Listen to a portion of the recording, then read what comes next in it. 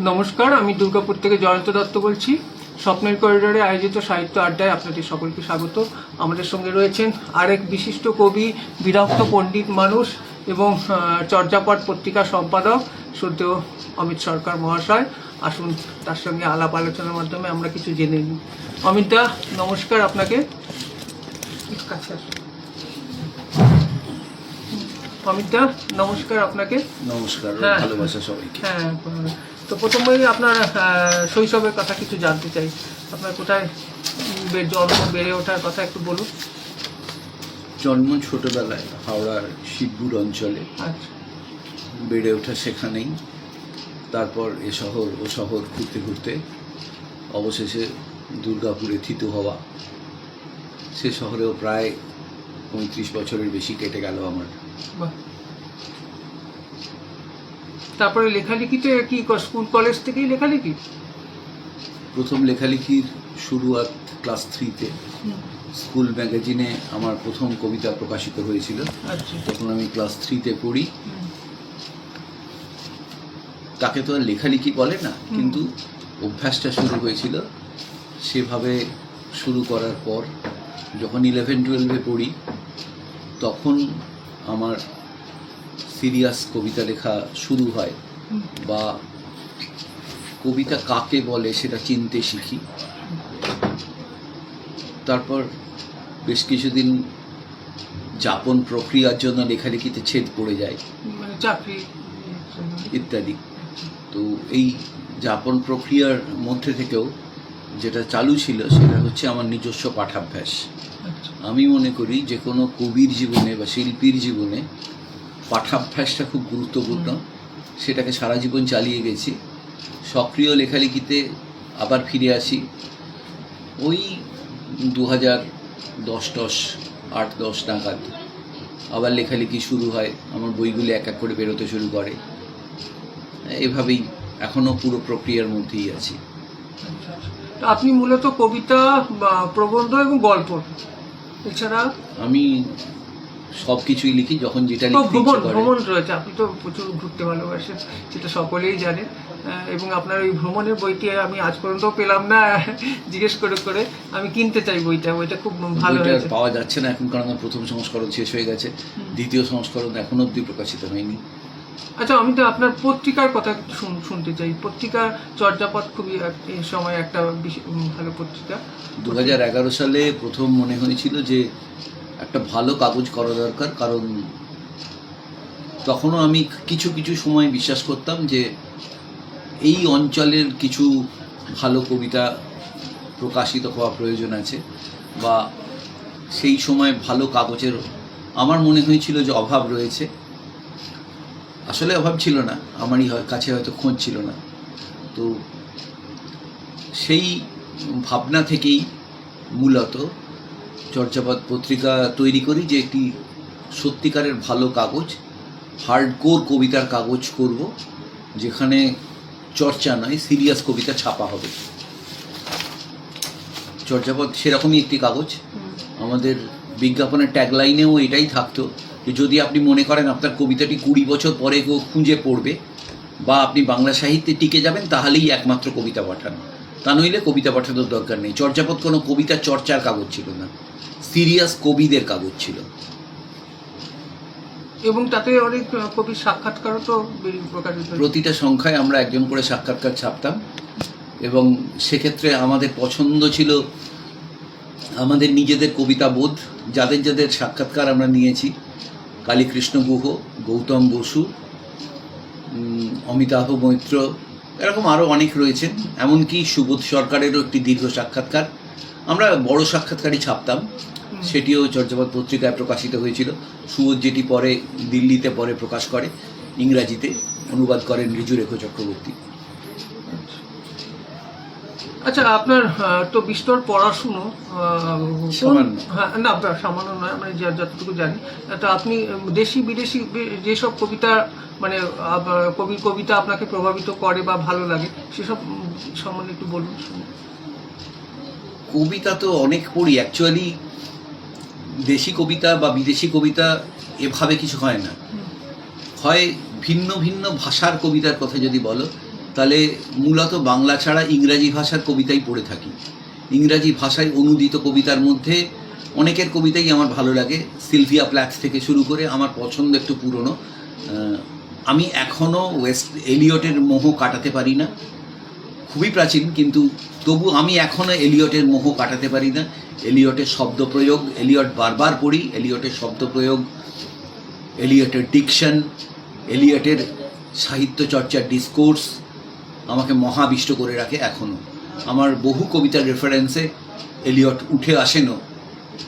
এখন যারা রয়েছেন তাদের মধ্যে অনেক ফরাসি কবির ইংরাজি অনুবাদ পাওয়া যায়, সেগুলিও পড়ি। ফরাসি কবিতাও আমাকে আকর্ষণ করে, কিন্তু আমার প্রথম এবং সবচেয়ে পছন্দের মানুষ সম্ভবত এখনও এলিয়ট।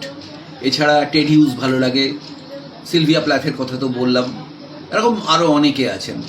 ভারতীয় কবিরা যাঁদের কবিতা ইংরাজিতে অনুদিত হয়েছে সেরকম বহু কবি আছেন। ওড়িয়া কবিদের মধ্যে যিনি মারা গেলেন সদ্য, শ্রী রাউত, তাঁর কবিতাও আমার খুব পছন্দের। তো আপনার তাহলে প্রথম কবিতার বই কবে আমার কবিতার বই অনেক পরে প্রকাশিত হয়েছে, কারণ আমি কবিতার বই করায় ঠিক বিশ্বাস করতাম না। আমার প্রথম কবিতার বই প্রকাশিত হয় 2012 সালে, 13 বছর আগে। কারণ আমার বই করার প্রসঙ্গে একটু অনীহা ছিল বা অন্যান্য কিছু ছিল, সেভাবে প্রয়োজন মনে করে দিই যে আরেকটি কবিতার বই বাংলা ভাষায় আসুক, এরকম কোনো প্রয়োজন আমার ছিল না। কিন্তু পারিপার্শ্বিক কিছু চাপ তৈরি হয়, সেই চাপেতে সবাই বলেন যে কবিতার একটি বাড়ি থাকা দরকার, কবিতা বইগুলিকে একত্রে সংগৃহীত করে রাখা দরকার, তাছাড়া খুঁজে পাওয়া যায় না, প্রয়োজনের সময় কবিতাটিকে মনে করা যায় না। তো মূলত অন্যদের এইসব প্রয়োজনেই 2012 সালে প্রথম আমার কবিতার বই প্রকাশিত হয়। তারপরে একে একে অনেক বই প্রকাশিত হয়েছে, কবিতা সংগ্রহ প্রকাশিত হয়েছে। আপনার গল্পের বইও তো চারণভূমি এবং হ্যাঁ, চারণভূমি আমার গল্পের বই। গল্পের বই হ্যাঁ একটু আলোড়ন তুলেছিল। এছাড়াও আছে প্রজাপতি, ট্রেনের গভীরে, এই দুটি গল্পের বই আমার আছে। আসলে একটা সমস্যা তৈরি হয়, সেটা হচ্ছে বাংলা ভাষার সবচেয়ে ক্ষতিকারক একটি পত্রিকা আছে, তার নাম দেশ পত্রিকা। সেখানে যখন লেখা প্রকাশিত হয় তখন মানুষ অকারণে বিখ্যাত হয়ে পড়ে, লেখাটির কারণে নয়। দেশ পত্রিকায় প্রকাশিত হয়েছে এই কারণে বিখ্যাত হয়ে পড়ে। ঘটনাচক্রে দেশ পত্রিকায় আমার অনেকগুলি গল্প এবং তার চেয়ে অনেক বেশি কবিতা প্রকাশিত হয়ে গেছে। তো তার ফলে কিছু মানুষ জেনেছেন, জেনে তাঁদের চাপে, হয়তো তাঁদের চাপেই গল্পের বই, প্রথম গল্পের বই করেছিল আদম, এবং তারপরে দ্বিতীয় বইটি প্রকাশিত হয়েছিল বাতায়ন থেকে, প্রজাপতি, ট্রেনের গভীরে। তবে এদের কোনো বই আমার তত প্রিয় নয়, কারণ আমার প্রিয়তম গল্প যেগুলি সেগুলি এখনও কোনো বইয়েতে গ্রন্থিত নয়। আচ্ছা অমিতদা, আপনাকে আমার প্রশ্ন, যে কবিদের যদি দশকে ভাগ করা হয় তাহলে আপনি কোন দশকে, এবং সেটাকে কি আপনি বিশ্বাসী?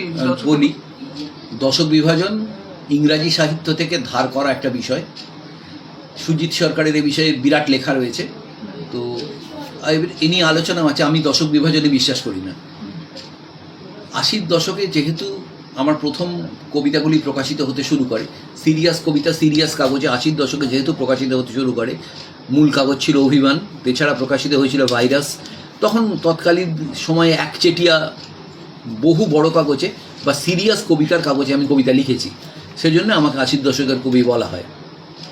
কিন্তু আমার প্রশ্ন, কোনো দশকের যখন একটি ট্যাগলাইন একজন কবির গায়ে লেপ্টে যায়, এটা ধরে নেওয়া হয় তিনি সেই রকমই কবিতা লিখবেন।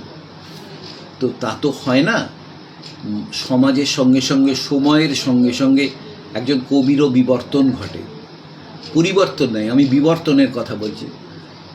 আমি 80-র দশকে যে ভাবনা চিন্তায় বিশ্বাসী ছিলাম, আজকে 2020-তে বা 25-এ বা 2035-এ আমার ভাবনা চিন্তার পরিবর্তন অনিবার্য। যদি না পরিবর্তন ঘটে তাহলে ধরে নিতে হবে যে আমি একজন মৃত ফসিল, পাথরের টুকরো। তা তো নই। অতএব আমাকে কোনো দশকে, 80-র দশকের কবিতার যে টিপিক্যাল টাইপ বা প্যাটার্ন বলে যেটাকে গণ্য করা হয়, তার মধ্যে ঢুকিয়ে দেওয়াটা উচিত হবে বলে আমি মনে করি না। তবে কালানুক্রমিক বিচারে আমাকে 80-র দশকের কবি বলা হয়। ইনফ্যাক্ট আটের অশ্বারোহী বলে 80-র দশকের কবিদের একটি সংগঠন আছেন, খুবই শক্তিশালী সংগঠন। আমাদেরই কিছু বন্ধুবান্ধব সেটি চালান, তাঁরাও আমারই সঙ্গে হাত ধরে হাঁটেন, সৌমিত বসু ইত্যাদি ইত্যাদি, অদীপ ঘোষ, রামকিশোর ভট্টাচার্য ইত্যাদি ইত্যাদি। তো এই ট্যাগটা লেগে গেছে আর কি গায়ে। তবে এটা পুরোপুরি সময়ের কারণে, অন্য কোনো কারণে নয়। আচ্ছা অমিতা, আপনাকে আমি একটু জানতে চাইবো আপনার থেকে যে এই যে আধুনিক, উত্তরাধুনিক এবং তারপরে যে জিরো বাউন্ডারি কবিতা, এই নিয়ে আপনি একটু নতুনদের কিছু বলুন বক্তব্য। অনেকেই আমাকে প্রশ্ন করে জানতে চেয়েছিলেন, যে আপনার থেকে একটু শুনতে চাই। প্রত্যেক সময়ের একটা নিজস্ব ভাষা থাকে, এবং এই মুহূর্তে আমি যদি কৃত্তিবাসের ভাষায় কোনো কবিতা লিখতে চাই, সেই কবিতার ভাব যতই ভালো হোক না কেন, সে কবিতা আধুনিক হবে না। এই সময়ের যে ভাষা, অর্থাৎ এই সময়ে ভাষা চর্চার যে ট্রেন্ড, সেই ট্রেন্ড অনুযায়ী কবিতা লিখলে তাকে বলা হবে আধুনিক কবিতা। এটাই প্রচলিত তত্ত্ব। ভাষা দেখা যায় যে দশক ভেদে যত দশকের পরিবর্তন হয়, ভাষারও একটা পরিবর্তন ক্রমাগত ঘটতে থাকছে, ক্রমাগত ঘটে চলেছে। এই যে দশক ভেদে ভাষার পরিবর্তন, এই পরিবর্তনের সঙ্গে যে কোনো জীবন্ত কবিকে খাপ খাইয়ে নিতে হয়। না, এটা কি দ্বিতীয় বিশ্বযুদ্ধের পর কি? এটা একদম প্রথম থেকে রয়েছে। তুমি যদি শ্রীকৃষ্ণ কীর্তনের সময়কে ধরো, তাহলে চর্যাপদের ভাষা আর শ্রীকৃষ্ণ কীর্তনের ভাষা এক নয়। এই ভাষা বদলের সঙ্গে পা মিলিয়েই কবিদের হাঁটতে হয়। এবার আধুনিক কবিতা বলতে বোঝায় যিনি যে সময়ে আছেন, সেই সময়ে ভাষা বদলের সঙ্গে তিনি পা মিলিয়ে হাঁটতে পারছেন কিনা। আবার অনেকে থাকেন এই পা থেকে এগিয়ে যান, তিনি যারা এগিয়ে যান তাদেরকেই বলা যেতে পারে উত্তরাধুনিক বা অধুনান্তিক কবিতা বলে একটি শব্দ এখন ব্যবহার করা হয়। কিন্তু সেই যে পরীক্ষা নিরীক্ষা, অর্থাৎ একটি নতুন ভাষা নিয়ে ভাষা বদলের বাঁকে ঢোকার যে পরীক্ষা নিরীক্ষা, সেটা যে সবসময় টিকবে বা ঠিক হবে সেটাও কিন্তু বলা যায় না। যেমন প্রণব পাল নামে একজন আছেন, তুমি জানো কিনা জানি না। তারা ধীমান বাবু, প্রণব পাল, আমাদের এইখানকারও এক ভদ্রমহিলা ছিলেন, তার নাম আমি ভুলে গেছি, দুর্গাপুর। হ্যাঁ, তারা ভিন্নমুখ পত্রিকাতে এই ভাষা বদল নিয়ে বিভিন্ন ধরনের পরীক্ষা নিরীক্ষা করতেন। না, হাংরিরা ভাষা বদল নিয়ে কোনো পরীক্ষা করেনি। তারা মূল কাজ করেছিলেন কন্টেন্ট নিয়ে, ফর্ম নিয়ে। ফর্ম আর কন্টেন্ট দুটো আলাদা জিনিস।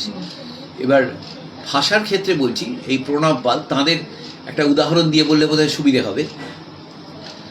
তারা কি করতেন, যেমন রোদানো বলে একটা শব্দ ব্যবহার করলেন, এরকম ধরনের অনেক অদ্ভুত অদ্ভুত শব্দ তারা তৈরি করতেন। তো এই শব্দগুলি কিন্তু বাংলা সাহিত্যে সেই মুহূর্তে তারা লিখলেও প্রকৃতপক্ষে কিন্তু লেখাগুলি টিকে থাকেনি। মাইকেল মধুসূদন অনেক কিছু তৈরি করেছিলেন, নামধাতু তৈরি করেছিলেন বিভিন্নভাবে, বিশেষণ থেকে ক্রিয়া বিশেষণ করে নামধাতু তৈরি করেছিলেন। তাকে নিয়ে ঠাট্টাও করেছিল অনেকে। এরকম একটা লাইন তাকে নিয়ে হয়তো লেখা হয়েছিল, তাকে ঠাট্টা করে, টেবিলিলা সূত্রধর, কাপড়িলা তাঁতি, এ ধরনের লাইন লেখা হয়েছিল। তো এভাবেই বাংলা, কিন্তু মাইকেল এই চেষ্টাটা করেছিলেন, মেঘনাদবধ কাব্যে রয়েছে। মাইকেল তো প্রথম বাক বদলটা করেছেন, একদম আরও অনেকে করেছেন, মাইকেলকে একা বললে ভুল হবে, আরও অনেকে করেছেন। বাংলা সাহিত্যের 1100 বছরের ইতিহাসে একা মাইকেল নয়, অনেক বাঁক আছে। তো এরকম একটু আপনার কাছ থেকে একটু বলুন। চর্যাপদ থেকে শ্রীকৃষ্ণ কীর্তন ধরো, তারপর সেখান থেকে জয়দেব ধরো, পরপর অনেকগুলো বাঁক পাবে। এবং সবচেয়ে সাম্প্রতিকতম বাঁক আমার মতে জয় গোস্বামী। অবশ্যই জীবনানন্দের পরে আরও অন্তত 3 জন খুব গুরুত্বপূর্ণ কবি এসেছেন বাংলাদেশে, যারা জীবনানন্দের মতোই গুরুত্বপূর্ণ। সেটা অন্য কেউ মানুক বা না মানুক, আমার মত। যেমন আলোক সরকার, শঙ্খ ঘোষ, অলোক রঞ্জন দাশগুপ্ত এবং জয় গোস্বামী, 4 জন। এই 4 জনকেই আমি বলবো বাংলা ভাষার 4টি সাম্প্রতিকতম বাঁক বদল। তো যেটা বলছিলাম, তো ভাষা বদলের কথা যে বলছিলাম, প্রণবরা যে ভাষা বদলের চেষ্টা করেছিলেন ভিন্নমুখ পত্রিকার নেতৃত্বে, সেই ভাষা বদল কিন্তু মানুষ নেয়নি। আমরা পরবর্তী আমরা কি করে বুঝবো, যখন একটা কবিতার একটি ভাগ হয়, তাকে বলে মেন স্ট্রিম বাংলা কবিতা, অর্থাৎ মূলধারা। বাংলা কবিতার যে মূলধারাটি চলতে থাকে, কখনো কখনো দেখা যায় তার থেকে একটি শাখা প্রবাহিত হয়ে অন্যদিকে চলে যায়, এবার সেই শাখাটি যে পরে মূল শাখা হয়ে যাবে হতেও পারে, নাও পারে, অনেক সময় দেখা যায় হয় না, কিন্তু তার ফলে মূলধারা আরও পরিপুষ্ট হয়। এই ঘটনাটা ঘটে থাকে, আমরা বারবার দেখি। তো ভাষা বদলের কবিতা এরকমই একটি, এরকমভাবে হাংরি কবিতা লেখা হয়েছিল, ছবিতা বলে এক ধরনের জিনিস লেখা হয়েছিল, আরও অনেক নিম কবিতাও হয়েছিল। নিম কবিতা একটু অন্যরকম জিনিস ছিল, সেটাও একটু শুনবো আপনার মুখে, আপনার বক্তব্য। আচ্ছা, হ্যাঁ। তো এগুলো যে এই যে ঘটনাগুলো পরপর ঘটানো হয়েছিল, তার ফলে বাংলা সাহিত্যে মেনস্ট্রিম বাংলা সাহিত্যই আলটিমেটলি পুষ্ট হয়েছে। এভাবেই সাহিত্য দীর্ঘ সময় ধরে চলে এসেছে, ভবিষ্যতেও এগোবে। সাহিত্য নিজের গতিতে, সাহিত্যের নদী, বাংলা সাহিত্যের নদী, যাকে অর্জন করার তাকে অর্জন করবে, যাকে বর্জন করার তাকে বর্জন করে নেবে। এটা তার মানে আপনি বলতে চাইছেন পরীক্ষা নিরীক্ষা চলতেই থাকবে, মানুষ পরীক্ষা করবে। যতদিন অবধি মানুষ কবিতা লিখবে ততদিন অবধি অবশ্যই তারা কেউ না কেউ পরীক্ষা করবেন, এবং সেই পরীক্ষার মধ্যে কোনটা টিকবে বা কোনটা টিকবে না সেটা একমাত্র ঠিক করবে সময়, অন্য কেউ নয়। আচ্ছা, বলছিলেন আপনি যেটা বলুন, কন্টিনিউ করছিলেন, আধুনিক, উত্তর আধুনিক আর জিরো বাউন্ডারি, যেটা আমি জানতে চাই। জিরো বাউন্ডারি কবিতা প্রথম প্রভাতদা এই কনসেপ্টটি আনেন, কবিতা বাক্ষিকের প্রভাতদা। তো তারপরে আফজল এই ব্যাপারটি নিয়ে এগিয়ে যাচ্ছেন, আফজল আলী বন্ধু মানুষ। তো এবার প্রভাতদার যে মূল কনসেপ্ট ছিল সেটা হচ্ছে যে কোনো কিছুই কবিতার মধ্যে আসতে পারে। অর্থাৎ উনি প্রভাতদা কবিতা শুরু করতেন একটি সময় বা টাইম স্ট্যাম্প দিয়ে। তার মতে এটি কবিতার একটি অনিবার্য অঙ্গ, কখন কোন সময় কবিতাটি লেখা হচ্ছে এইটা ধরে কবিতাটিকে ব্যাখ্যা করতে হবে। আফজল সেই ধারা মেনে নিয়ে লেখেন, এবং ওনাদের কবিতায় অনেক কিছু উঠে আসে, কিন্তু আমার মতে কবিতার এলিমেন্ট অন্যরকম হওয়া উচিত। না, আমি যদি একটু আলাদাভাবে একটু আমি দর্শকদের জন্য, যারা পাঠকদের জন্য যদি মানে বিবেচনা করে আপনাকে জানতে চাই যে আধুনিক কবিতা, উত্তর আধুনিক কবিতা এবং জিরো বাউন্ডারি কবিতা, এদের উপর কি প্রযুক্তির প্রভাব আছে, এবং এদের কি স্পেশাল বৈশিষ্ট্য কি আছে? আপনি যদি একটু আধুনিক কবিতা কি, আমরা যে কবিতা লিখি সেটাই অবশ্যই আধুনিক কবিতা। এই সময়ের কবিতা মানেই আধুনিক, মানে রোমান্টিক কবিতা না। রোমান্টিক কবিতা কবিতার একটা বিশেষ জন, কিন্তু আধুনিক কবিতা একটি টাইম স্ট্যাম্প, অর্থাৎ এই সময় লেখা যে কোনো কবিতাকেই আমি আধুনিক কবিতা বলবো, ঠিক আছে? আচ্ছা, এবার কিন্তু আমি এক জায়গায় পড়েছিলাম, জানি না সেটা যে দ্বিতীয় বিশ্বযুদ্ধের পরেই নাকি উত্তর আধুনিক সময় শুরু হয়েছে।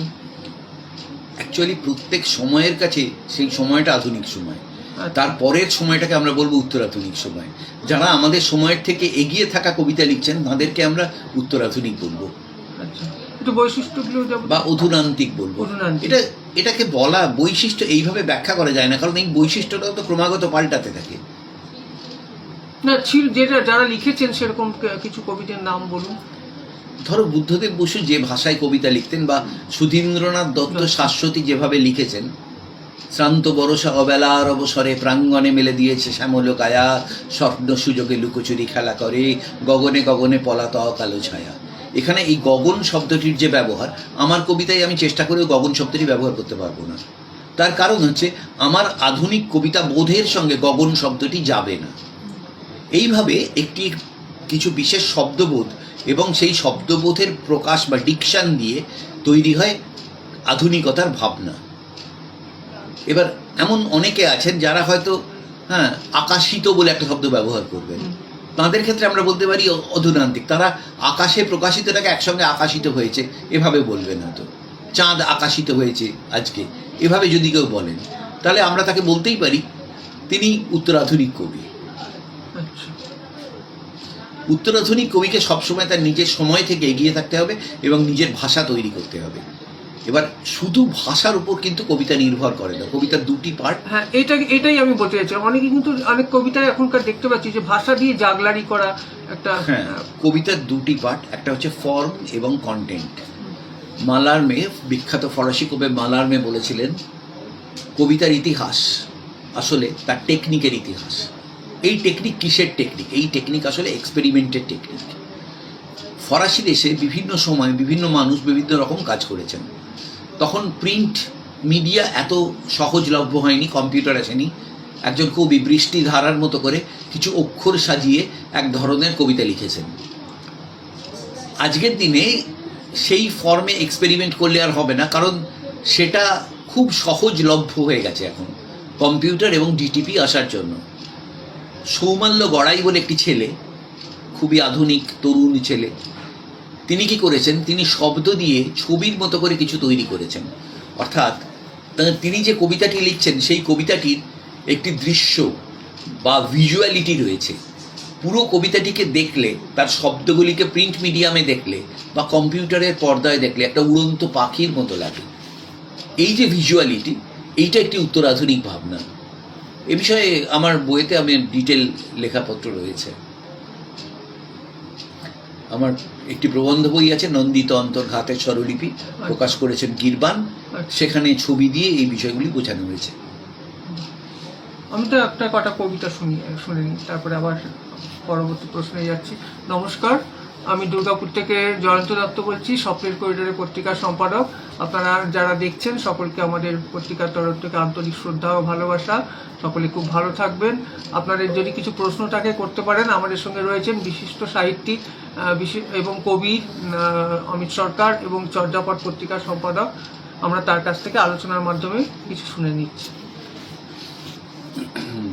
কটা কবিতা পড়তে হবে? পড়ুন না, যটা খুশি। ঠিক আছে, একটি কবিতা পড়ছি, তার 3টি অংশ। কবিতার নাম গড়িয়ে আসা আলোদের। রোজ নয়, কখনো কখনো অভিশপ্ত আলো গড়িয়ে আসে ধমনীর ভেতর। বুঝে যাই এবার লুকোতে হবে আঁজলা ভর্তি রক্তের ব্যর্থতা।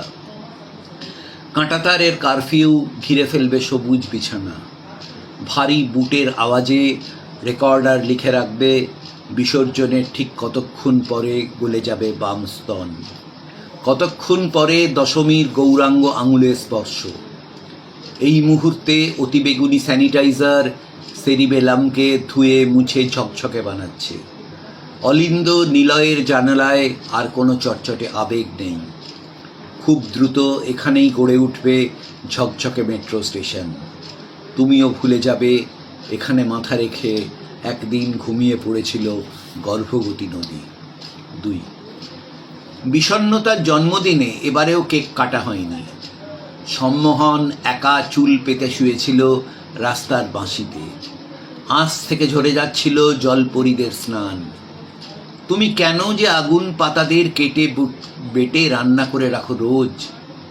এঁটো থালার ওপর পড়ে আছে রোদ আর অনন্ত। 59 তারা খসে পড়ছে 3 ভাগ নীল ঘরে, মায়াপালকে কালশিটে লেগে। তোমার হাতের ওপর শান্ত বালিয়াড়ি, নরম কাঁটা গাছ। কৃষ্ণতিল আর তর্পণ পেরিয়ে তুমি তো এভাবেই ফিরে আসো বারবার। মনে পড়ে বনমালী, আমি এজন্মেই রাধা হতে চেয়েছিলাম। 3, গৌর নাগরের 2 চোখের মধ্যে শুয়ে আছে একলা রেল লাইন।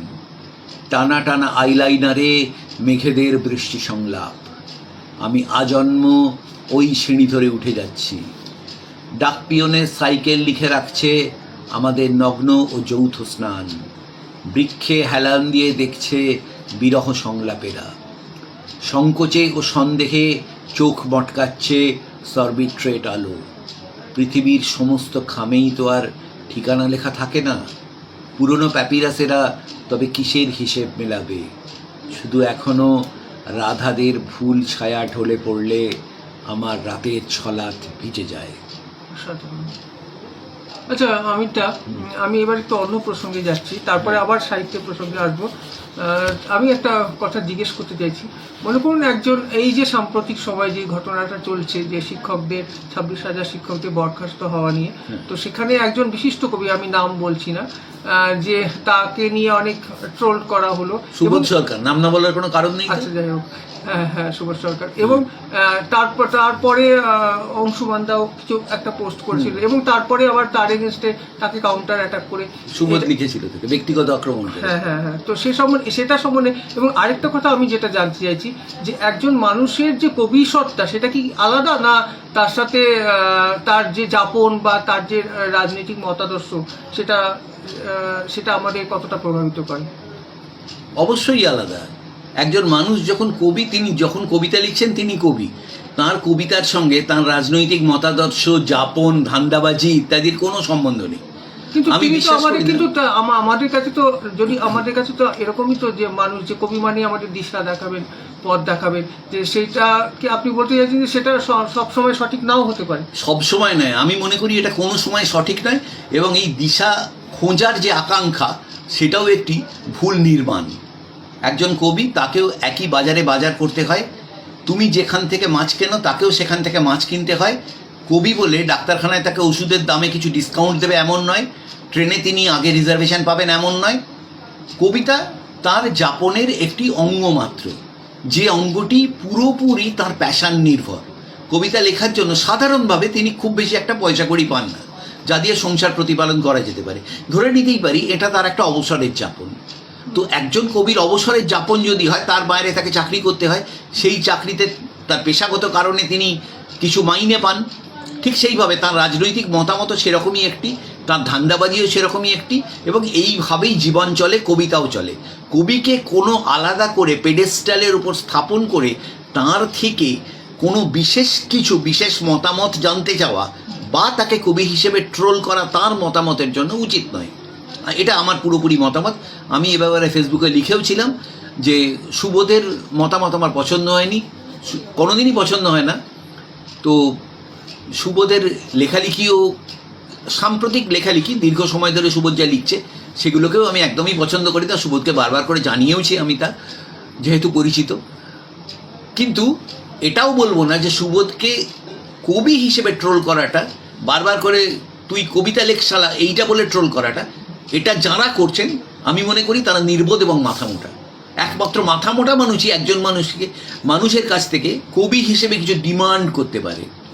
কবিতা আপনি আমার কাছে চাইতে পারেন না, আমি আমার ইচ্ছে মতো আমার অবসরের সৃষ্টি অনুযায়ী আপনাকে দিতে পারি, কিন্তু আপনি ডিমান্ড করতে পারেন না। না, তার মানে আপনি কি বলতে চাইছেন আমি যে কবির কোনো সামাজিক দায়িত্ব নেই। খুব সরাসরি বলছি, একদম বলছেন সামাজিক আমি দায়িত্ব নেই। সরাসরি বলছি কবির কোনো আলাদা করে বিশিষ্ট সামাজিক দায়িত্ব নেই। কবি একজন সাধারণ মানুষের মতো, তিনি একজন সাধারণ মানুষের যতটুকু সামাজিক দায়িত্ব, একজন কবিরও ঠিক ততটুকু সামাজিক দায়িত্ব। কিন্তু আমরা কবি ছাড়া আমরা কার কাছে যাব? এই কোনো কারোর কাছে যেতে হবে না। তুমি একজন রাজনৈতিক নেতার কাছে যেতে পারো তোমার সমস্যা সমাধানের জন্য, একজন কবি তোমার সমস্যার সমাধান করতে পারবেন না। আচ্ছা, এটা তো গেল। আর আরেকটা প্রশ্ন আমি করছি যে মনে করুন অনেকেই বলে যে আমি রাজনীতি করি না, মানে রাজনীতি সম্বন্ধে আপনাদের কি ধারণা?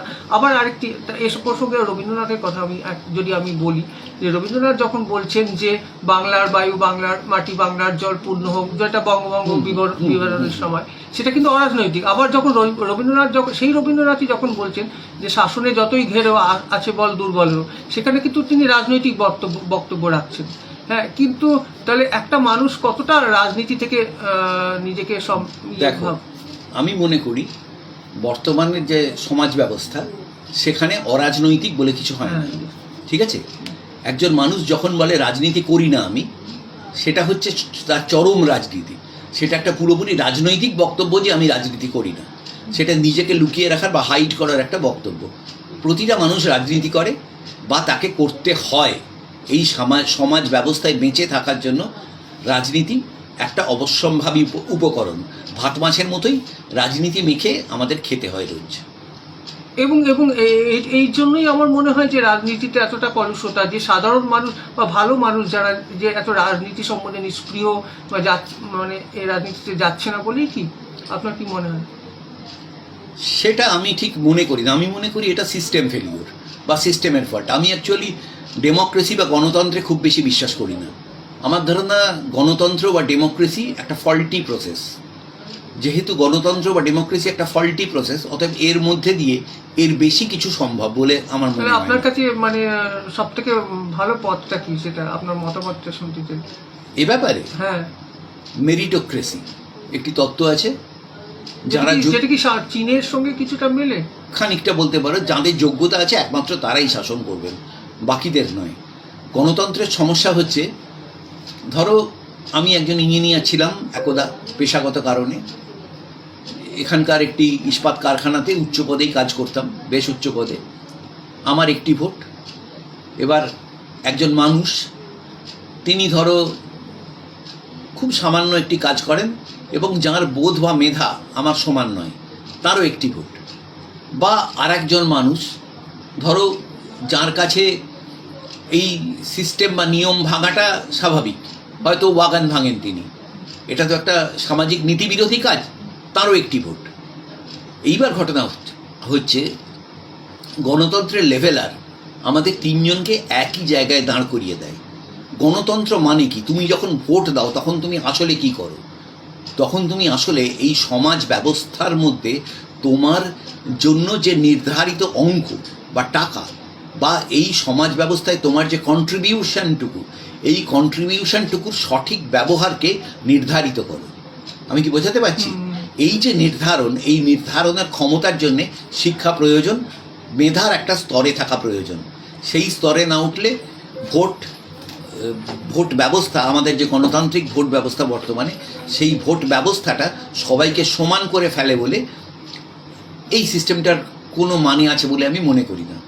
ওই জন্যে গণতন্ত্রকে আমার মতে দার্শনিকভাবে একটি ধসে পড়া প্রাচীন কলুষিত পদ্ধতি বা সিস্টেম বলে আমার মনে হয়। আমি ভোটও দিই না এই জন্যে, দীর্ঘ বছর আমি ভোট দিই। আরেকটি আমার প্রশ্ন যে ইদানিং সময় যে বিপন্নতাটা বোধ আমরা করি, সেই সময় তো আমরা সেভাবে করছেন কেউ কেউ প্রতিবাদ, সেই প্রতিবাদটা কি কোনো ভয় থেকে করছেন যে একাডেমি থেকে কবিতা পাঠের ডাক পাবেন না বা এইরকম কিছু? দেখো, এটা তো ব্যক্তিগত ব্যাপার। প্রত্যেক মানুষের কিছু ব্যক্তিগত আকাঙ্ক্ষা থাকে। সেই আকাঙ্ক্ষাতে কেউ যদি মনে করেন তার কাছে একাডেমি থেকে ডাক পাওয়াটা গুরুত্বপূর্ণ, তিনি আপোষ করবেন। এবার যদি আমার মনে হয় যে একাডেমি থেকে ডাক পাওয়াটা আমার কাছে ততদূর গুরুত্বপূর্ণ নয়, তাহলে আমি আপোষ করব না, আমি উন্মুক্ত ফোরামে প্রতিবাদ করব। এইভাবেই আর কি দেখি ব্যাপারটাকে। আচ্ছা আচ্ছা, কিছু কবিতা শুনি আর কথা, তারপরে আমি নেক্সট প্রশ্ন যাব। তুমি বরং প্রশ্নতেই এসো। আচ্ছা, আর বইটা থেকে একটা কবিতা পড়ুন না।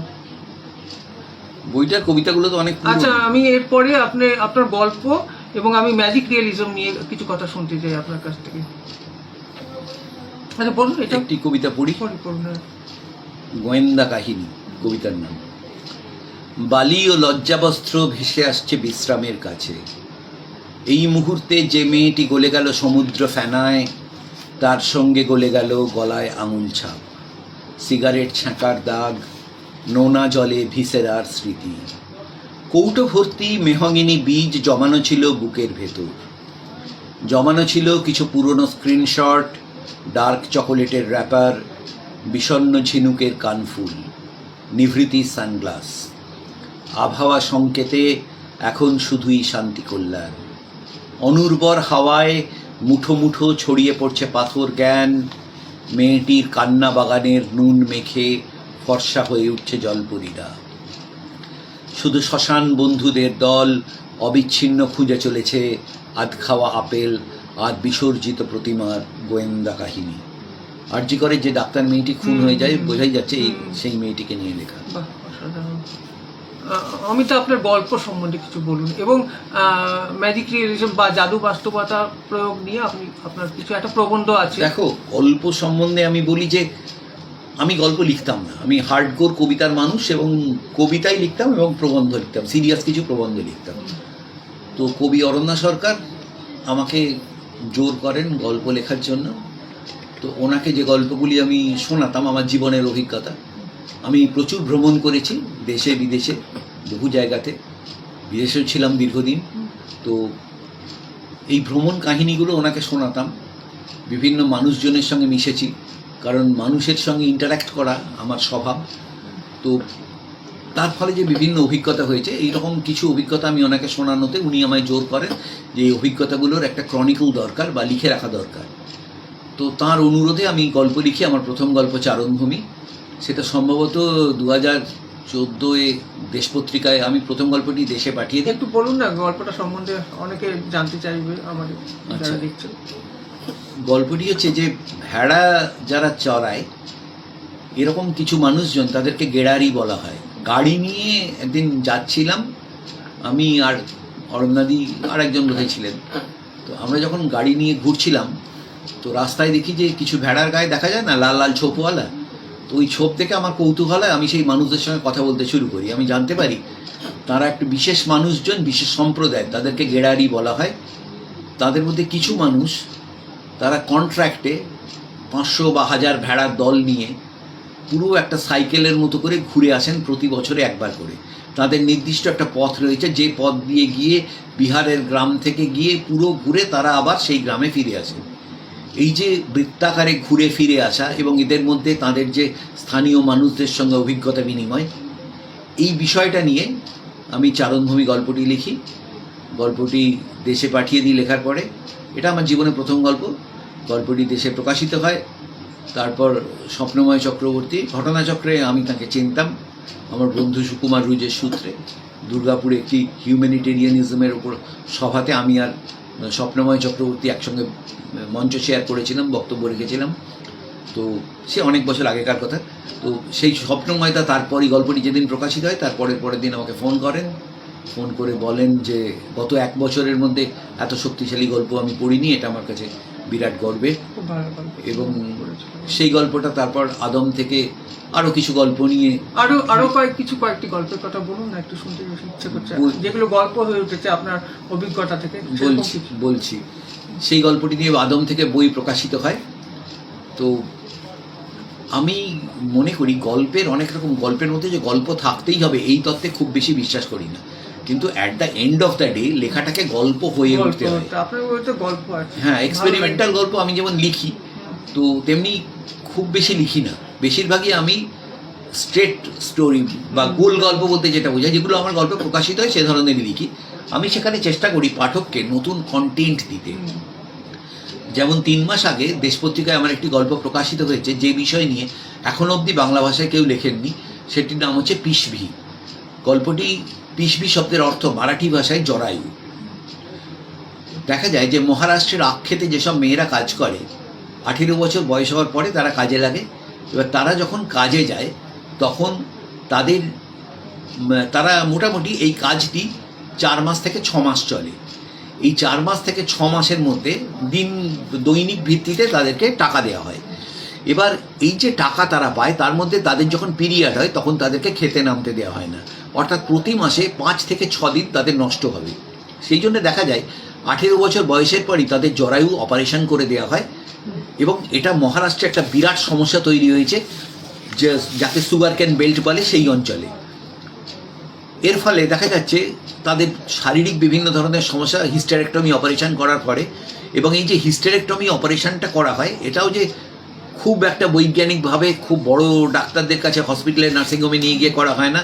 ওখানকার স্থানীয় লোকাল ডাক্তারেরা, অনেকে হাতুড়েরাও করে দেয়। কিভাবে করে আমি জানি না, কিন্তু করা হয়। তো মহারাষ্ট্র সরকার এবং বেশ কিছু এনজিও ব্যাপারটার এগেনস্টে সরব হয়ে এটা নিয়ে কাজ করছেন, হিস্টেরেক্টমির এগেনস্টে বোঝাচ্ছেন। কিন্তু পেট নামে একটি জিনিস আমাদের শরীরে রয়েছে, যে বাধ্যতা মানুষকে অনেক কিছু করতে নির্মমভাবে ঘাড় চেপে ধরে বাধ্য করায়, ঠিক সেরকম একটি বাধ্যতার কারণে এখনও অবধি তরুণী মেয়েদের 18 বছর 20 বছর হলে বিয়ে হওয়ার কখনো কখনো আগেই বাবারাও হিস্টেরেক্টমি করিয়ে দেয়, কখনো স্বামীরা একটা সন্তান হওয়ার পরপরই হিস্টেরেক্টমি করিয়ে দেয়, যাতে ওই 5-6 দিন করে 4 মাসে 24 দিন, 5 দিন করে হলে 20 দিন বা 1 মাসের টাকা তারা অতিরিক্ত রোজগার করতে পারে। কারণ এই 1 বছরের টাকাতে এই 1 মাসের, এই 4 মাস ধরে বা 5 মাসের পিরিয়ডটা, এই 5 মাসে যে রোজগার তারা করেন সেই টাকাতে তাদের সারা বছর চলে। আক্ষেপ এভাবেই অনেক তরুণীর জীবনকে ক্ষতিগ্রস্ত করে, যৌবন কেড়ে নেয়। এই বিষয় নিয়ে লেখা আমার গল্প পিসভি। তো সত্যি আমি ভাবছি যে আপনার এই যে ভ্রমণের নেশা, এটাকে কিন্তু আপনাকে অনেক সমৃদ্ধ করে, মানে অনেক গল্প অনেক এই যে মানুষ দেখেন। এবং আচ্ছা, আপনার যে একটু ভ্রমণ কাহিনী শুনতে চাই, যে আপনি তো বিভিন্ন জায়গায়, দেশ বিদেশের বিভিন্ন জায়গায় যান, এবং এত যে মানে আপনার মধ্যে যে এই যে প্রাণ শক্তিটা কিভাবে পান সে সম্বন্ধে বলুন। আমরা তো কোথায় আপনার যেতে পারি না, এই ডিউটি অফিস করতে করতেই ক্লান্ত হয়ে যাচ্ছি, কিন্তু আপনার ছবিগুলো দেখে অনেকটা ভালো লাগে। সেই সব দেশের এবং আপনি ভালো ছবিও তোলেন, ফটোগ্রাফার। হ্যাঁ, ফটোগ্রাফার হিসেবে আমার কিঞ্চিত খ্যাতি রয়েছে। আপনি একটু এক্সপিরিয়েন্স বলুন না। বরং এর সঙ্গে সাহিত্য সংক্রান্ত এক্সপিরিয়েন্স বলি। আমি ওয়াইল্ড লাইফ ফটোগ্রাফি মেনলি করি। তো 3 বছর আগে সঞ্জয় ডুবরি ন্যাশনাল পার্কে একটি মধ্যপ্রদেশ সরকারের একটি অ্যাসাইনমেন্ট আমি পাই, যেখানে একটি বাঘের ছবি আমাদের তুলতে হবে, কারণ সঞ্জয় ডুবরি ন্যাশনাল পার্ককে মধ্যপ্রদেশ গভর্নমেন্ট চাইছিল আরেকটু জনপ্রিয় করতে, কারণ এটি তো একটি ট্যুরিজম স্পটও বটে। প্রত্যেক ন্যাশনাল পার্ক যেখানে মানুষ যায় সেখানে ট্যুরিজম স্পট, তো সেখান থেকে টাকা ওঠে গভর্নমেন্টের। তো ওনারা চাইছিলেন আরেকটু বিজ্ঞাপন দিতে, যাতে করতে, তো সেই বিজ্ঞাপনের জন্য কিছু বাঘের ছবি তুলতে আমাকে ওখানে নিমন্ত্রণ জানানো হয়। তো আমরা যাই, গিয়ে ওখানে বলুন। কমলি নামে একটি বাঘ আছে, একটি বিখ্যাত বাঘিনী, তো তার ছবি তোলার জন্য আমাদের অ্যাসাইনমেন্ট ছিল। এবার সেখানে গিয়ে আমি বাঘটির ছবি তোলার সময়, অ্যাকচুয়ালি ছবি তোলার সময় দিনের বেলা ছবি হয়, সন্ধেবেলাতে কিছু করার থাকে না, তো আগুনের সামনে স্থানীয় গাইডদের সঙ্গে বসে বসে, আর জঙ্গলে ওরকম বড় 3 স্টার হোটেলও থাকে না, সিনেমা হলও থাকে না, বা টিভিও থাকে না, যেখানে গিয়ে আপনি সন্ধেবেলাটা কাটাতে পারবেন। আমরা সাধারণত ছবি তোলার সুবিধের জন্য কোর এরিয়ার খুব কাছাকাছি কোনো একটা জায়গায় আশ্রয় নিই, কোনো গেস্ট হাউস, রিসর্ট, খুব ছোট রিসর্ট যেগুলো একদম জঙ্গলের মধ্যে, সেখানেই থাকি, যাতে আমরা দুম করে বেরিয়ে যেতে পারি যে কোনো সময়। তো এখানেও সেরকম একটি জায়গায় ছিলাম, সেখানে একজন পোচারের সঙ্গে আমার আলাপ হয়, যে আমাকে জামা খুলে দেখায়, যার পিঠে বা শরীরে 197টা সেলাই রয়েছে, 197। ভাল্লুকে তাকে জড়িয়ে ধরেছিল, সে ভাল্লুকের হাঁটাকে চেপে ধরে কোনো রকমে নিজের মাথাটাকে বাঁচিয়ে রেখেছিল, আর তার পিঠটা পুরোপুরি ভাল্লুক নখ দিয়ে টেনে টেনে টেনে টেনে ছিঁড়েছিল, পুরো নকশি কাঁথার মতো। ডাক্তাররা তাকে 197টি সেলাই করে পরে বাঁচিয়ে তোলেন। এবার তার জীবনের ঘটনা নিয়ে, ওখানে বাঘ শিকার বা এই পোচিং নিয়ে আমি লিখি আমার গল্প শিকার, যেটা আমার জীবনের অন্যতম শ্রেষ্ঠ গল্প। আরম্ভ পত্রিকা শারদীয়া সংখ্যায় 2022 সালে এটা প্রকাশিত হয়েছিল। পরে গল্পটা গল্পগুচ্ছ পত্রিকাতে আবার প্রকাশিত হয়েছে। বাহ। আর কিছু অভিজ্ঞতা? অভিজ্ঞতা তো এরকম অনেক আছে, জঙ্গলে ছবি তো। আচ্ছা, এটা কি আপনার এই ভ্রমণ যে সংক্রান্ত বই লিখেছেন, সেটা একটু বলুন না পাঠকদের। আমার ভ্রমণ সংক্রান্ত যে বইটি, সেটি শুধুমাত্র বিদেশ ভ্রমণ নিয়ে লেখা। সেটিতে 6টি দেশের ভ্রমণ কাহিনী আছে, 6টি না, সরি ভুল বললাম, 7টি দেশে ভ্রমণ কাহিনী আছে। বিদেশের 7টি দেশে ভ্রমণ কাহিনী বলতে সাধারণত যে ধরনের বোঝানো হয়, তো আমার ভ্রমণ কাহিনীগুলি একদমই সেরকম নয়। আমার ভ্রমণ কাহিনী মানে দুজন কৌতূহলী একটি দম্পতি, যারা একটি দেশে এলোমেলোভাবে ঘুরছেন। আমি কোনো ট্যুরিস্ট কোম্পানি যারা নিয়ে ঘোরান তাদের সঙ্গে কখনো যাইনি, তো আমরা দুজনে যাই একাই, নিজেরাই টিকিট বুক করি, নিজেরাই চলে যাই। এবার যখন যেখানে যে অবস্থা হয়, সেখানে আমরা পরিস্থিতির সঙ্গে মানিয়ে নিয়ে সেরকম কোনো হোটেলে উঠি, সেভাবেই থাকি। এতে আমাদের সুবিধে হয়, কিছু কিছু ক্ষেত্রে হয়তো স্বাচ্ছন্দ্যের অসুবিধে হয়, সেটুকুকে মানিয়ে নিতে হয়। বহু সময় আমরা মাঝরাত্রে কোনো গন্তব্যে পৌঁছেছি যখন খাবার নেই। আমি এবং অরণ্য সরকার নিজেদের হ্যান্ডব্যাগে থাকা যে সামান্য প্রভিশন থাকে, সেই প্রভিশনেই আমরা রাত কাটিয়েছি। এরকম আমাদের বহুবার হয়েছে, বহুবার হয়েছে। আচ্ছা, এরকম কোনো হয়েছে যে জঙ্গলে, গভীর জঙ্গলে বা মরুভূমিতে থাকতে হয়েছে? হ্যাঁ, মরুভূমিতে তো থেকেইছি। জয়সলমীরে ছবি তুলতে গিয়ে তো মরুভূমিতে থেকেইছি দীর্ঘ সময়। মানে আমি বলছি কি, হোটেল ছাড়া, মানে হঠাৎ কোনো না, হঠাৎ করে হয়নি, সেটা শহরেই হয়। হঠাৎ করে থেকে যাওয়াটা শহরেই হয়। পৌঁছানোর সময় হয়তো ফ্লাইট মিস করলাম, বা বাস থামলো না, কোথাও কোনো নির্দিষ্ট জায়গায় পৌঁছতে পারলাম না। এই তো কিছুদিন আগে তুরস্কে একটি জায়গাতে, আমরা তুরস্ক এবং গ্রিসের সীমানায় একটি জায়গায় আমরা ছিলাম, সেখানে আমাদের এমন বরফপাত হলো হঠাৎ করে যে পরের দিন আমাদের ফ্লাইট ক্যান্সেল হয়ে গেল। আমাদের বাধ্যতামূলকভাবে আরও একদিন সেখানে থেকে যেতে হলো। মোটামুটিভাবে 1.5 দিন পরে আমরা সেখান থেকে কোনো রকমে একটি গাড়ি ধরে আমরা কাছাকাছি এয়ারপোর্টে আসতে পারি, যেখান থেকে প্লেন ধরে আমরা ইস্তানবুলে আসবো। অবশ্যই আমি বলবো বিদেশি এয়ারলাইন বলে কিছু সুবিধে হয়, তারা ভদ্র এবং তারা আমাদের টিকিটটাকে, তারা বুঝতে পেরেছিলেন যে আমরা আটকে গেছি বরফপাতের জন্য, তারা আমাদের বিনামূল্যে আমাদের টিকিটটি পরের দিনের জন্য চেঞ্জ করে দেন। আমাদের সুবিধে হয়েছিল, যেটা ভারতীয় এয়ারওয়েজের কাছ থেকে আমি কখনো এই ধরনের ভদ্রতা পাইনি। টার্কি আর আমাদের সঙ্গে এই ভদ্রতাটুকু করেছিলেন। আমাদের হোটেলে থাকার জন্য, আমরা যে আটকে গিয়েছিলাম এটার জন্য তারা আমাদের ব্যবস্থা করেছিলেন, হোটেলের খরচা দিয়েছিলেন। তো এই ধরনের ঘটনা ঘটে। এরকম অনেকবার হয়েছে, অনেক কিছু জীবনে অনেক কিছু রয়েছে। আচ্ছা অমিতা, এই কবিতা উৎসব বা সাহিত্য সভা সম্বন্ধে আপনার কি মতামত একটু জানতে চাই। কবিতা উৎসব বা সাহিত্য সভায় আসলে কিছু হয় না, কেউ কারো কবিতা পাঠ শোনে না। হ্যাঁ, কবিতা উৎসবের কোনো মানে নেই এবং শোনা সম্ভবও নয়। সবাই দেখি যারা উৎসব অর্গানাইজ করেন তারা মোটামুটিভাবে একটু রাজনৈতিক মতাদর্শে বিশ্বাসী বলে আমার মনে হয়। তারা প্রায় বিজ্ঞাপন দেন যে 100 কবির কবিতা পাঠ, 49 জন কবির কবিতা পাঠ। 49টা কবিতা যদি মাথার ওপর পড়ে তাহলে 2 নম্বর কবিতাটা আর 47 নম্বর কবিতাটা গুলিয়ে যেতে বাধ্য, কারোর মনে থাকা সম্ভব নয়, কারণ হিউম্যান ব্রেন একটা নির্দিষ্ট সিস্টেমে কাজ করে। অতএব কবিতা পাঠের অনুষ্ঠানে কেউ কবিতা শোনে না। একমাত্র ঘরোয়া অনুষ্ঠান যেখানে 6 জন 7 জন বসে, 8 জন বসে, সেখানেই একমাত্র প্রকৃত কবিতা শোনা হয়। তবে এই কবিতা পাঠের জায়গাগুলোতে গেলে হয় কি, বন্ধু বান্ধবের সঙ্গে দেখা হয়, খানিকটা আড্ডা হয়, আর একটা টিনের চাকতি গোছের কিছু পাওয়া যায়। হ্যাঁ, যেটা বেশ কিছুদিন রেখে তারপরে আমরা ফেলে দিই। না, তারপরে আপনি বলতে চাইছেন যে যে কবিতা উৎসব, এই চাটা কি আমার জন্য না তোমার জন্য? না, এটা বোধহয় তোমার জন্য। হ্যাঁ, তুমি খাও।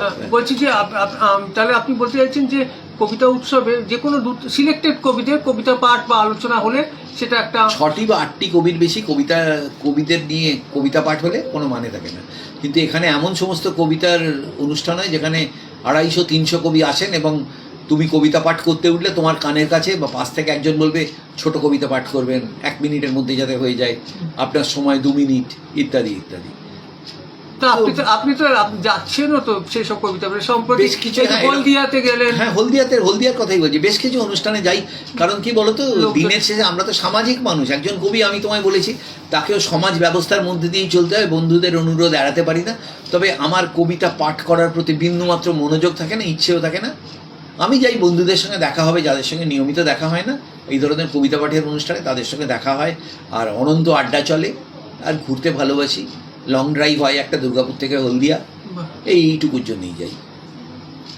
আচ্ছা অমিতা, আমি এবার যেটা আপনাকে যেটা সম্বন্ধে আমাকে কয়েকজন দর্শক অনুরোধ করেছিল যে জাদু বাস্তবতা এবং ম্যাজিক রিয়েলিজম নিয়ে, এই ব্যাপারে আমার দেখা পত্রিকায় একটা বড় প্রবন্ধ আছে। একটু বলুন না, একটু বলুন। জাদু বাস্তবতার মানে অত তো মনে নেই এইভাবে ঝট করে বলাটা। জাদু বাস্তবতার কনসেপ্টটা প্রথম একজন জার্মান ভদ্রলোক লিখেছেন, তার নাম এই মুহূর্তে বলতে পারবো না, আমার বইটি থাকলে আমি বলতে পারতাম।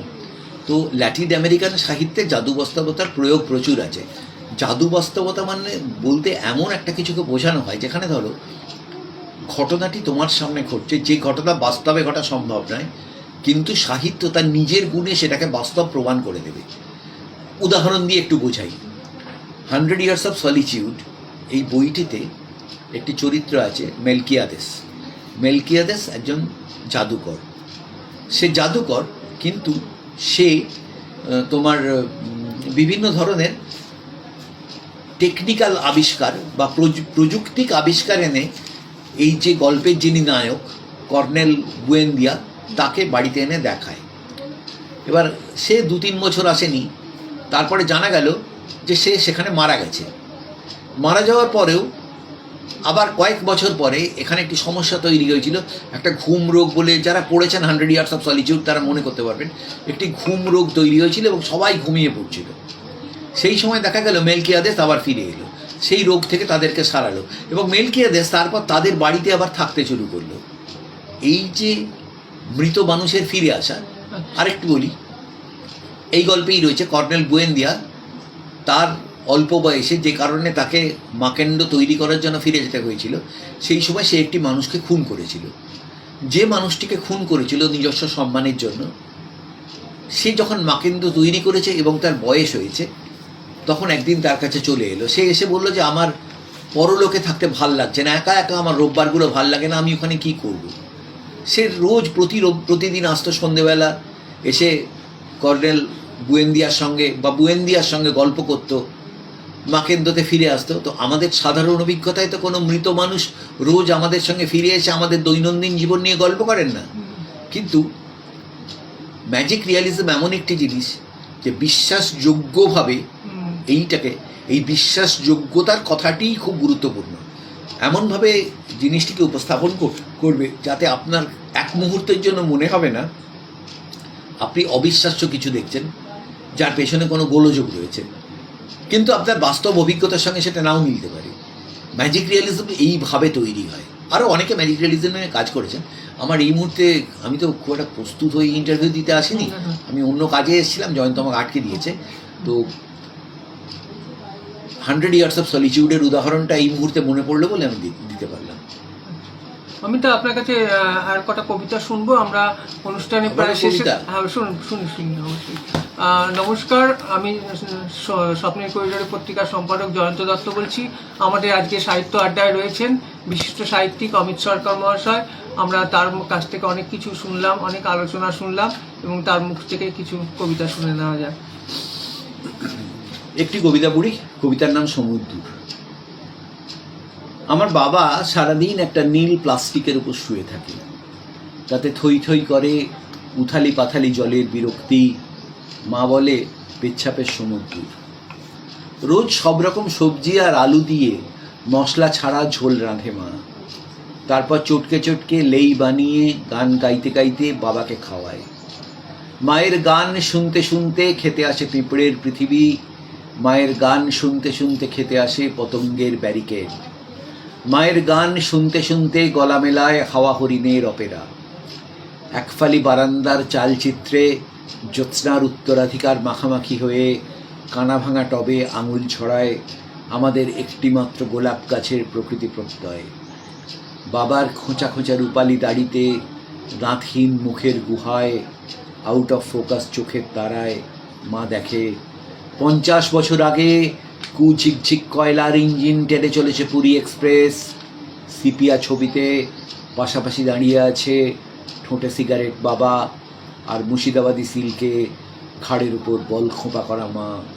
পেছনে একটা সমুদ্র, সত্যিকারের নীল রঙের সমুদ্র। বাবাকে নিয়ে পড়লাম, মাকে নিয়ে একটি পড়ি। এগুলি সব অনেক পুরনো লেখা আমার, তাও পড়ছি কারণ এই মুহূর্তে জয়ন্ত যে বইটি আমার হাতে তুলে দিয়েছে, এই বইটি 2015 সালে প্রকাশিত হয়েছিল সৃষ্টিসুখ থেকে। বইটির নাম নির্জনে সিপিয়া অ্যালবাম। হ্যাঁ, বইটার নাম নির্জনে সিপিয়া অ্যালবাম। লেখাটার নাম দার্জিলিং। মা খুব বেড়াতে ভালোবাসত এক সময়, এখন শুধুই মুখ ভার জানলায় বসে ঘনিষ্ঠ ভ্রমণ কাহিনী। খুব কি আর বেরিয়েছে কখনো? মেজমাসিদের সঙ্গে পুরী, দীঘা, আর একবার টানা 7 দিন দার্জিলিং। যেবার আমার 5 বছরের জন্মদিন। আমাদের দুঃখী গলির জলটুংরিতেও কখনো হাতছানি দেয় শীতের আঙুল। মার মনে পড়ে কস্তুরী হরিণীর মতো শুয়ে থাকা ম্যালের সকাল। ঘোড়া নিয়ে এগিয়ে আসছে যে হাসি খুশি বাচ্চা ছেলেটা, তার নাম গুরু। খেয়ালি হাওয়ায় হাতে 1 ভাঁড় চা নিয়ে ব্রাউন কোট পরা বাবা খুঁজছে নীল পিওর সিল্ক মাকে। এইমাত্র কেভেন্টার্সের দিক থেকে উঠে আসতে আসতে প্যান্ট শার্ট পরা 2 মেম সাহেব গাল টিপে আদর করলো আমায়। হেসে কি যেন বলল মাকে ইংরাজিতে, মা ঠিক বুঝতে পারল না। বড় রাস্তায় ছুটে যাওয়া বেপরোয়া হর্নে কৌতূহল ডুবিয়ে বৌদিরা চিৎকার করে মাকে চা খেতে ডাকে। মা শোনে প্ল্যাটফর্ম ছেড়ে বেরিয়ে যাচ্ছে নিঃসঙ্গ দার্জিলিং মেল। সুগন্ধি প্রজাপতির মতো এলোমেলো রোদে আমাদের পুরনো বাড়ির লাজুক জানলা দিয়ে মা এক দৃষ্টে তাকিয়ে থাকে কাঞ্চনজঙ্ঘার দিকে। আচ্ছা অমিতা, আপনার পাঠক কিরকম, মানে পাঠকদের সম্বন্ধে আপনার কি বক্তব্য? মানে কবিতা এবং গল্পের পাঠক কি কমে যাচ্ছে না পড়ছে মানুষ এখনো? দেখো, আমি নিজে সব পাঠকের জন্য কবিতা লিখি না।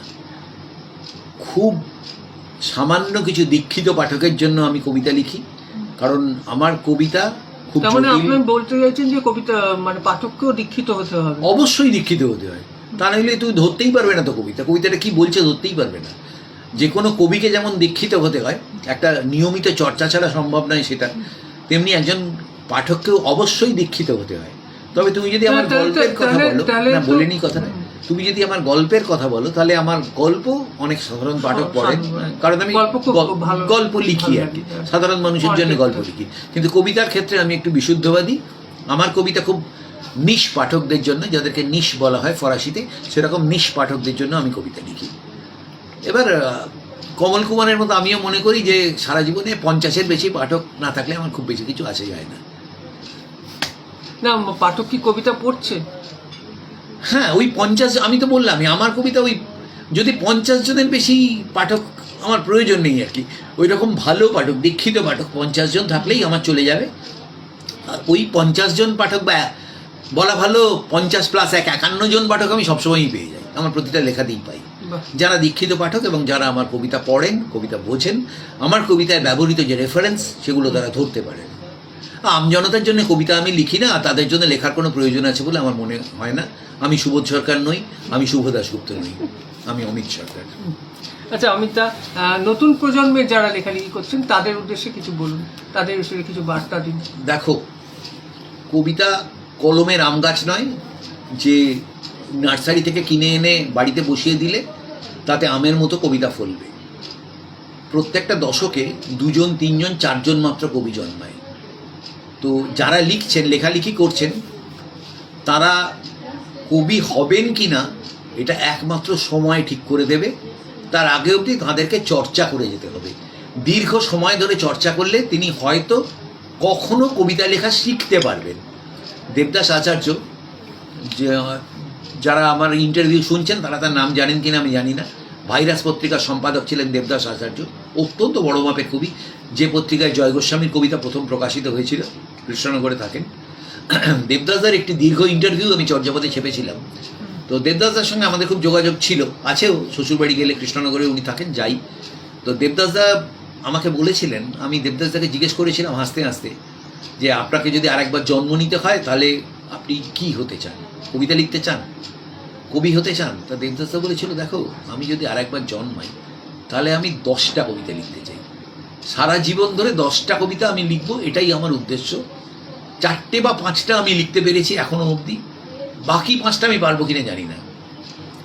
একটি মানুষ সারা জীবনে 8টি বা 10টি কবিতা লিখতে পারে, তো তার বেশি কবিতা হয়ে ওঠে না, কবিতা লেখা সম্ভব হয় না। তো 10টি কবিতার প্রস্তুতির জন্য একটা জীবন কেটে যায়।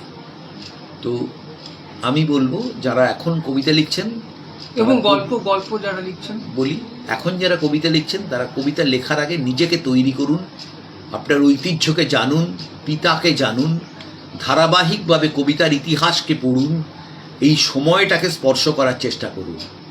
না পড়ে আপনি কখনো লিখতে পারবেন না। আপনার বইয়ের সংখ্যা কত এ দিয়ে কিচ্ছু প্রমাণ হবে না। গৌতম বসুর একটি চটি বই গৌতম বসুকে বাংলা কবিতায় অমর করে রেখে যাওয়ার জন্য যথেষ্ট। শম্ভুরক্ষিতের সামান্য একটি চটি বই বাংলা কবিতায় তাঁদেরকে অমর করে রেখে যাওয়ার জন্যে যথেষ্ট। আবার এখন এই মুহূর্তে দুর্গাপুরে এমন কবি আছেন যার 23টি 24টি বই আছে, তার একটি লাইনও সম্ভবত তার স্ত্রীও মুখস্থ বলতে পারবেন না। অর্থাৎ সারা জীবনে একটি আইকনিক লাইনও তিনি লেখেননি। আমাদের এটা মনে রাখতে হবে যে আমরা প্রত্যেকে আজকে যা হয়েছি তার পেছনে একটা ধারাবাহিক সাহিত্যের ঐতিহ্য এবং সংস্কৃতিকে সংশ্লেষ করার ব্যাপার রয়েছে। যতক্ষণ অবধি সেই ঐতিহ্য এবং সংস্কৃতিকে আমি সংশ্লেষ করে আমার ডিএনএতে মিশিয়ে নিতে না পারছি, ততক্ষণ অবধি আমি চেষ্টা করি, এই অবধি বলা ভালো, কবি নিজেকে বলা উচিত নয়।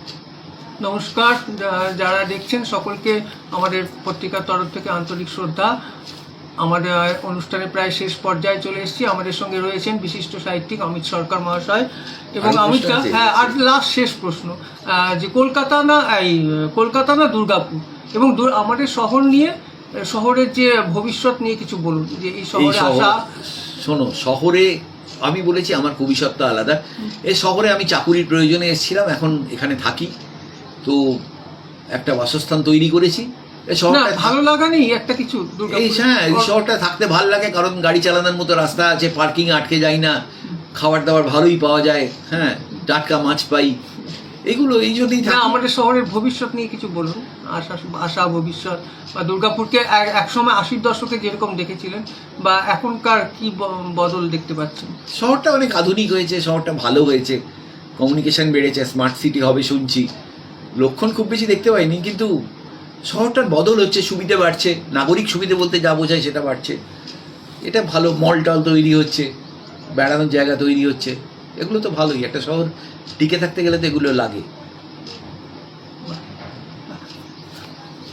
ঠিক আছে, নমস্কার সকলকে, আমরা এখানেই শেষ করছি। আমাদের সঙ্গে ছিলেন সদ্য অমিত সরকার মহাশয়। আবার শ্রদ্ধা বলেছি না, শ্রদ্ধার কোনো আচ্ছা। জায়গা নেই, ভালোবাসা। অমিতা খুব ভালো থাকবেন। আমার একটি ছবি এবং কবিতার বই অমিতাকে উপহার দিলাম। আচ্ছা, আবার ধন্যবাদ। কোনো সময় আর ডাকবো, অমিতাকে আসবেন। যারা দেখছেন সকলকে আমাদের প্রণাম জানাচ্ছি, শুভ নববর্ষ। খুব ভালো থাকবেন সবাই। অমিতা, আপনাকে অনেক ধন্যবাদ, মূল্যবান সময় দিলেন আমাদের এখানে। না, ঠিক আছে।